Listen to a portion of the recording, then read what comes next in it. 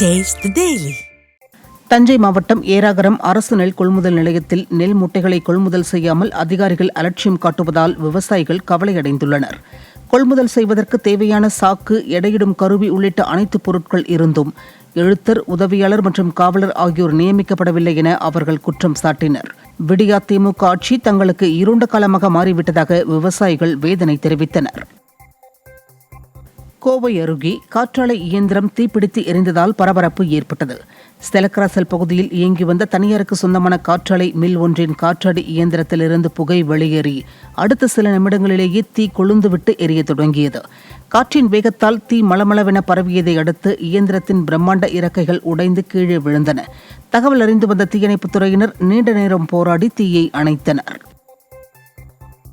திண்டுக்கல் அருகே வனப்பகுதியில் நடக்கும் செம்மண் கொள்ளையை தடுத்து நிறுத்த விடிய அரசை மக்கள் வலியுறுத்தியுள்ளனர்.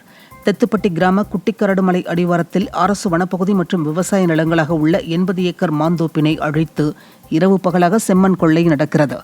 மணல் கொள்ளை நடக்கும் பகுதியில் சில மாதங்களுக்கு முன் ஒரு வன ஊழியரை யானை கொன்ற நிலையில் தற்போது அங்கு மரங்கள் அழிக்கப்படுவதால் வனவிலங்குகள் ஊருக்குள் புகும் அச்சம் மக்களுக்கு ஏற்பட்டுள்ளது.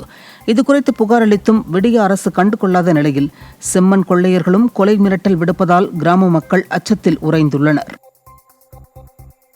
மதுரை மாவட்டம் அலங்காநல்லூர் அருகே சாலைகளில் தேங்கும் கழிவுநீர் குடிநீருடன் கலந்து வருவதால் மக்கள் கடும் அவதியடைந்து வருகின்றனர்.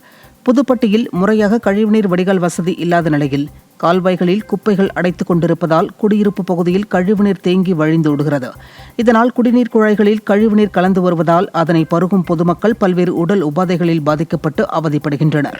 இதுகுறித்து பலமுறை புகார் அளித்தும் மக்கள் நலனில் அக்கறையற்ற ஸ்டாலின் அரசு நடவடிக்கை எடுக்காமல் கும்பகர்ண தூக்கத்தில் உள்ளதாக மக்கள் குற்றம் சாட்டுகின்றனர்.